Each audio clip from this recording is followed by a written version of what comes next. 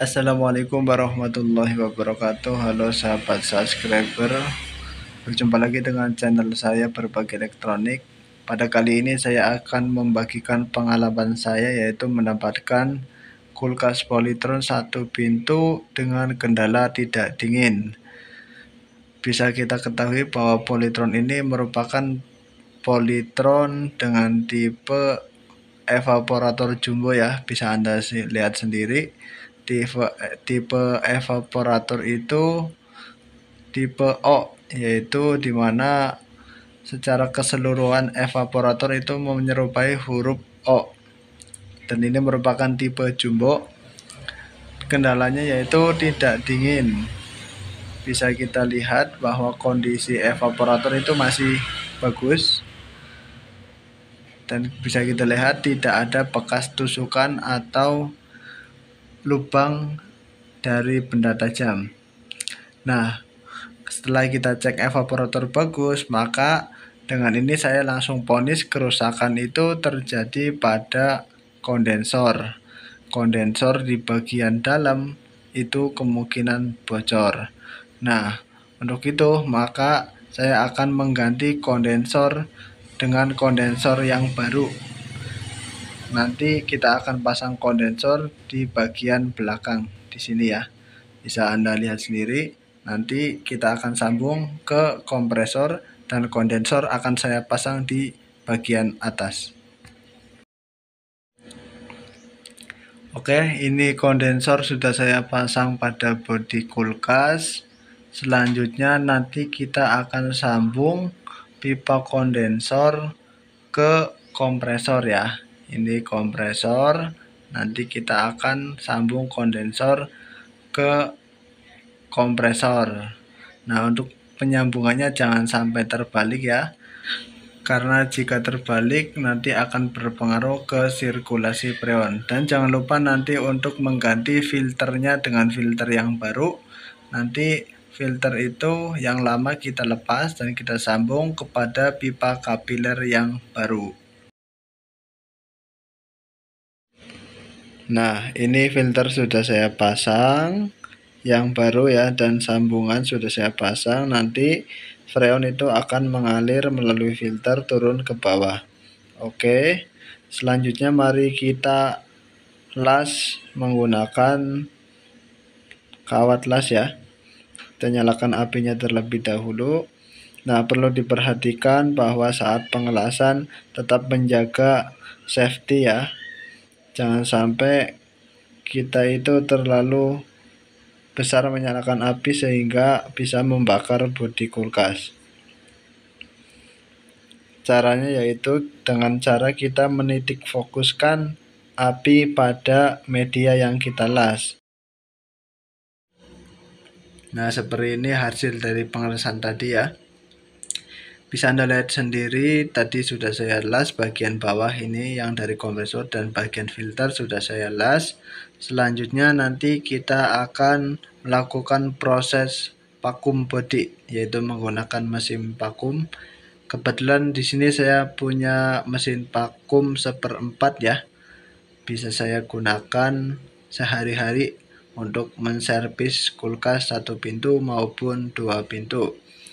Tujuan dari vakum body ini adalah untuk mengeluarkan sisa-sisa udara yang masih terperangkap di dalam sirkulasi baik kondensor maupun evaporator. Karena apa?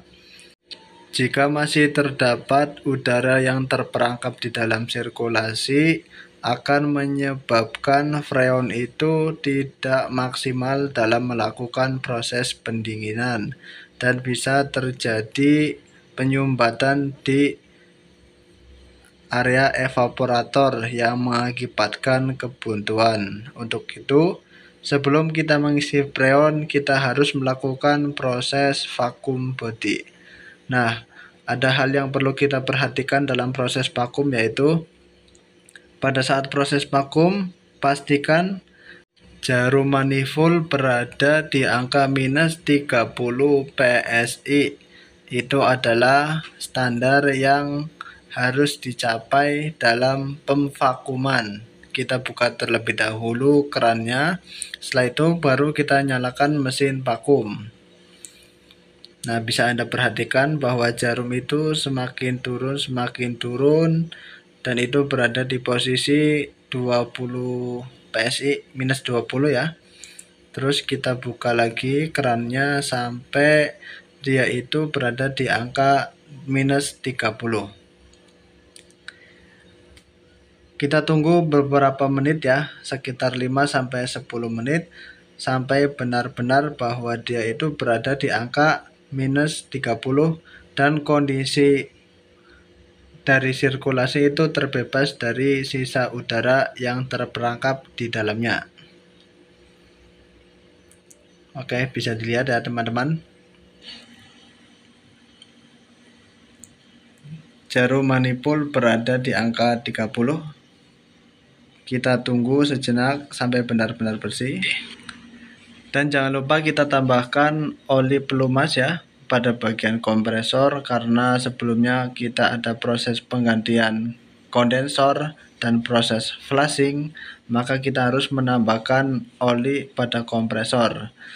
Untuk itu, mari kita sesuaikan oli dengan tipe freon yang kita pakai. Seperti Anda lihat, di sini ada tertera R134. Jadi oli ini dikhususkan untuk freon dengan tipe R134. Dan ini adalah freon yang kita gunakan, yaitu freon HFC 134 merek Everest. Oke, bisa kita lihat bahwa jarum manifold sudah berada di angka minus 30. Selanjutnya kita akan langsung isi freon ke dalamnya. Pertama kita tutup keran terlebih dahulu sampai mentok ya. Oke, sudah mentok. Selanjutnya kita matikan mesin. Pastikan bahwa jarum manifold itu tidak bergerak naik ke atas ya. Karena jika jarum bergerak naik ke atas, maka bisa dipastikan masih terdapat kebocoran pada bagian-bagian pengelasan. Jadi jarum itu harus berada pada posisi minus 30. Selanjutnya kita lepas selang yang menuju ke arah pompa vakum. Kemudian kita masukkan pada keran freon. Pastikan pada saat penguncian itu dalam posisi yang prima ya, jangan sampai ada celah sedikit pun, karena itu nanti akan mempengaruhi proses di sirkulasi freon. Oke, kita buka kerannya secara maksimal ya, dan posisikan freon saat pengisian ke kompresor, dia itu tidak boleh terbalik. Jadi harus posisi berdiri, karena jika terbalik nanti akan menyebabkan kerusakan pada kompresor. Oke, kita buang angin terlebih dahulu. Oke, sudah. Setelah itu kita buka maksimal. Kita isi freon sampai 60 PSI ya. Diisi terus. Setelah freon masuk, nanti kita akan tutup keran terlebih dahulu. Oke, sudah. Selanjutnya kita nyalakan mesin kompresor. Oke, kompresor sudah saya nyalakan. Kemudian kita lihat jarum bergerak turun ya.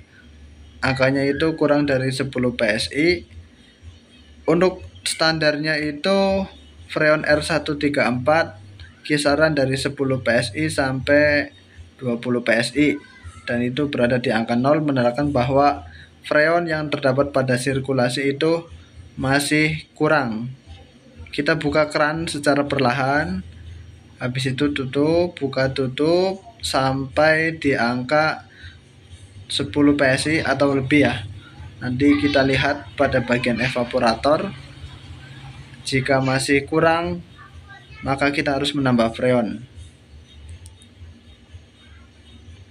Lakukan secara berulang-ulang sehingga freon sampai terisi penuh.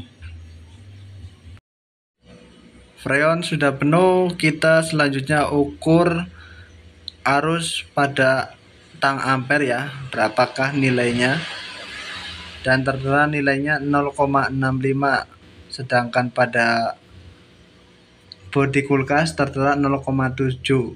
Tapi jangan dijadikan sebagai patokan bahwa ampere meter itu harus 0,7. Jika freon sudah lebih dari 20 PSI, maka sebaiknya jangan diisi lagi. Oke, sudah. Selanjutnya kita cek satu persatu. Di bagian filter itu harus kondisi hangat ya, jangan sampai mengembun. Dan kita lihat kondisi jarum itu masih berada di angka sekitar 18 PSI, masih stabil. Kita cek satu persatu. Selanjutnya kita cek bagian evaporator, apakah terjadi pembekuan atau tidak. Oke, kita buka, kita cek evaporatornya. Nah, kondisi evaporator ini sudah mulai ada bunga-bunga es ya, sudah mulai merata. Di sini sudah ada bunga es. Selanjutnya kita akan melakukan proses segel. Oke, kita melakukan proses segel. Kita siapkan tang jepit untuk menjepit pipa tembaga ya. Pastikan bahwa saat menjepit itu benar-benar keras, karena jika ada celah sedikit pun maka bisa menyebabkan freon itu akan berkurang. Oke, kita jepit. Nah, setelah itu kita potong pipa menggunakan pemotong ya.